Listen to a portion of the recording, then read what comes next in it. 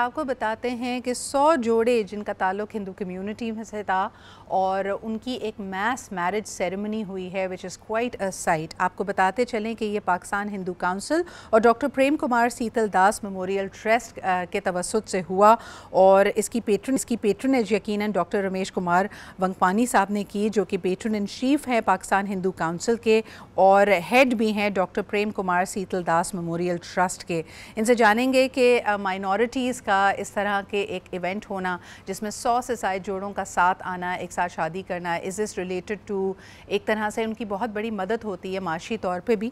और यानी तकरीबन इसमें देखा गया है कि 1600 जोड़ों की शादी इस इनिशिएटिव के थ्रू करवाई गई है और इनका ख्याल ये है इंशाल्लाह ताला कि 125 एनुअली ये जो इस तरह के जोड़े साथ में आते हैं इसका नंबर मज़ीद बढ़ाया जाए। हमारे साथ इस वक्त मौजूद हैं doctor Ramesh Kumar, patron in chief of the Pakistan Hindu council. आइए उनसे गुफ्तगू करते हैं। अस्सलाम वालेकुम रमेश साहब। वालेकुम सलाम। जी, बहुत बहुत शुक्रिया हमें वक्त देने के लिए। मुझे बताइए कि इस सेरेमनी के बारे में कुछ बताइए। ये सालाना सेरेमनी मुनक्किद की जाती है? देखिए सिद्रा, पहले तो दुनिया के लिए ये मैसेज है कि पाकिस्तान के अंदर नॉन मुस्लिम कम्युनिटी जो है वो अपने इतने बड़े त्यौहार हो या खुशियों के दिन हो और सारी कम्युनिटीज़ के साथ मिल के कैसे मनाती है। जी। दूसरा, उन लोगों के लिए भी मैसेज है कि जो शुक्राना कैसे मालिक का अदा किया जाए। जी। मैंने तो ये 18वां प्रोग्राम है और साढ़े कोई 1700 शादियां जो है वो अब कंप्लीट हो चुकी हैं। जी।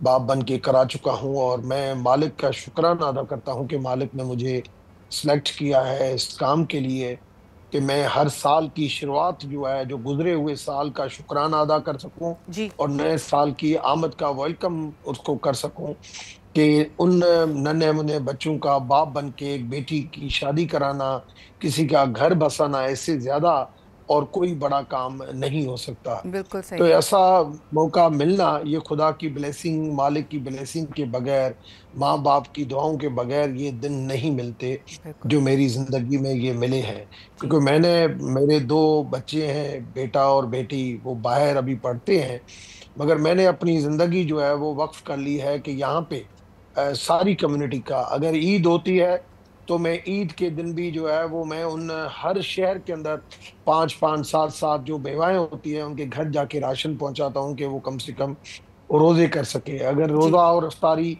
जी। तो उन उसमें भी शामिल होता रमेश हूं साहब, मैं क्योंकि आपसे मैं सवाल इंटरफेथ। करना चाह रही थी एक ख़ास तौर पे रिलीजियस टूरिज़्म से रिलेटेड। आप एक बड़े अहम रोल पे फायज़ है, ना सिर्फ ये कि कम्युनिटी के हवाले से बल्कि पॉलिसी मेकिंग में भी, ऐवान में भी इस हवाले से जो मौज़ूआत हैं, जो अहम नुक्ते हैं उनको उठाते रहते हैं। मुझे बताइए, पाकिस्तान ने बड़ी फ़राख दिली के साथ ननकाना साहब और करतारपुर कॉरिडोर जिस तरह हमने खोला और ये हमें इसको एक बहुत बड़ी अपनी सिफारती कामयाबी गर्दानते हैं, लेकिन इसको अभी तक रेसिप्रोसिटी नहीं मिली है भारत की जानिब से। इस वक्त हम देख रहे हैं कि 13 जनवरी से लेकर 28 फरवरी तक भारत में महाकुंभ मेला सेलिब्रेट किया जा रहा है, जो कि कई सालों, बल्कि कुछ लोग कहते हैं कि कई सदियों बाद आता है। तो पाकिस्तान में मौजूद जो हिंदू कम्युनिटी है, क्या उनके लिए कोई राहें हमवार हुई हैं? क्या वो अपने इस बहुत ही अहम मजहबी त्यौहार के लिए भारत जा पा रहे हैं? आपने इतना इम्पोर्टेंट क्वेश्चन पूछा है मुझसे। देखिए, जो हट धर्मी होती है, जो गुरूर होता है, वो हमेशा अ, मालिक को पसंद नहीं होता है और उनको ये सोचना चाहिए कि अभी जैसे अजमेर शरीफ की भी वीज़ाएं थी, जी। 500 की जगह पे 100 लोगों को दी गई। अभी कुंभ का मेला है, जी। मैं तो कुंभ के मेले के ऊपर गया था। जी।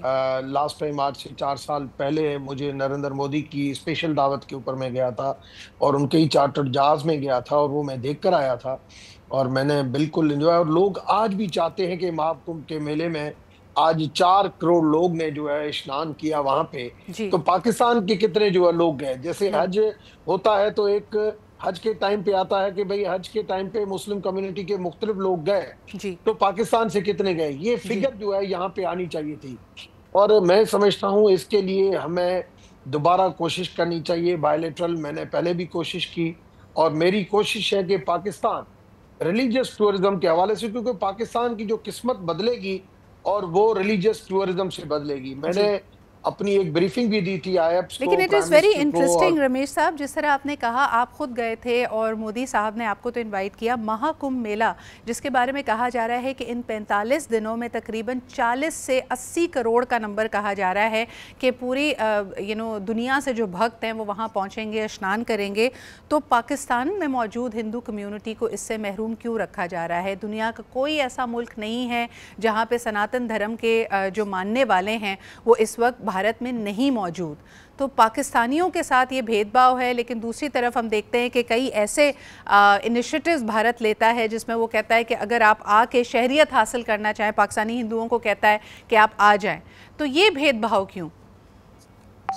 मैं बिल्कुल समझता हूं कि ये भेदभाव है और ये नहीं होना चाहिए। और आज आपने इसको जो हाईलाइट किया है, जी मैं तो आपको अप्रिशिएट करूंगा कि बीइंग ए मुस्लिम आपने ये रियलाइज किया कि महाकुंभ मेला चल रहा है और महाकुंभ मेले के अंदर पहले दिन 4 करोड़ और बिल्कुल कोई 50 करोड़ से ऊपर लोग जो है उस महाकुंभ मेले में स्नान करने जाते हैं, और मैं पाकिस्तान का नहीं होना, जी ये कम से कम बड़ा क्वेश्चन मार्क है इंडिया के लिए। जी और ये उस इंटरनेशनल कम्युनिटी के लिए भी, उन ह्यूमन राइट्स एक्टिविस्ट के लिए भी, जी कि वो हाईलाइट करें कि भाई जो महाकुंभ मेला है उसमें नॉन मुस्लिम जो हिंदू कम्युनिटी जो पाकिस्तान की, अभी भी दिन पड़े हैं, जी आज अगर अनाउंस करें, जी आज अगर इधर इंडियन हाई कमीशन अगर कहे, डिप्टी हाई कमीशन बैठी है, वो कहे कि भाई महाकुंभ मेले के लिए हम यहाँ पे 1000 वीजा है, मैं कहता हूँ 2 दिन के अंदर एक वीजा है, 1000 वीजा है जो है वो लोग जो है वो उसी टाइम ले लेंगे और इनका भी इंप्रेशन अच्छा पड़ेगा। और एक सीढ़ी होगी, बिल्कुल और एक सीढ़ी होगी इसकी कि इस तरीके से बढ़े। और मैं समझता हूं कि इसके लिए आपके टीवी के, मैं आज जो आपकी क्लिप है वो जी आज इंडियन हाई कमीशन को मैं भेजूंगा, जी क्योंकि उनका नंबर है मेरे पास, मैं उनको भेजूंगा कि भाई ये देखे ना कि कम्युनिटी आपको ये सोचना चाहिए, मगर ये टीवी वाले भी सोच रहे हैं कि आप क्यों जो है वो ये जी हाँ, मौका नहीं दे बिल्कुल। रहे हैं। जैसे हम कहते हैं मैं कि समझता हूँ रिलीजियस बहुत फ्रीडम की अगर रमेश साहब बात की जाए तो आस्था की तो कोई जिसकी सरहद नहीं होती। और यकीनन जिस तरह कहा जा रहा है कि महाकुंभ मेला कुछ अंदाज़ों के मुताबिक इसकी सिग्निफिकेंस इतनी है कि ये 144 बरस के बाद आया है। कुछ लोग कहते हैं कि 12 से 28 बरस में एक दफ़ा आता है। तो कई लोगों के लिए ये once in a lifetime opportunity है। तो यहाँ पर फ़राख़ दिली का मुज़ाहरा करना चाहिए। इसको अगर हमारे लोकल समझने वालों के लिए कहें कि कोई ख़ास दिन है, जैसे हज की अगर हम बात करते हैं, कोई मुमासलत नहीं है दोनों इवेंट्स में, लेकिन सिर्फ समझाने की नीयत से, जैसे हज होता है और हज अकबर होता है कि अगर जुम्मे के दिन वो आ जाए तो हमारे लिए उसकी फजीलत कई गुना बढ़ जाती है। इसी तरह हिंदू धर्म या सनातन धर्म से ताल्लुक़ रखने वालों के लिए ये एक बहुत अहम त्यौहार है।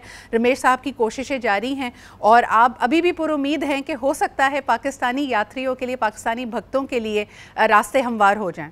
जी रमेश साहब। मैं उम्मीद तो नहीं रखता, और मगर मैं समझता हूं कि हाईलाइट जरूर कर सकता हूं। जी अगर उम्मीद होती तो जी मैंने पाकिस्तान की गवर्नमेंट से बात की थी कि हम यहाँ से इंडिया के लोग इंडियन एयरलाइन में आए, जी जहाँ पे पाकिस्तान के अंदर वो जहाज उतरे, जी टेरी जो हमारी दरबार है जी उस टेरी के अंदर लोग पेशावर आए There और has वहां to से be वो reciprocity ट्रेवल to करें। that। पाकिस्तान कई कदम इसमें आगे बढ़ चुका है, अब बारी भारत की है। उम्मीद करते हैं बेटर सेंस विल प्रिवेल। बहुत बहुत शुक्रिया हमारे साथ मौजूद होने के लिए।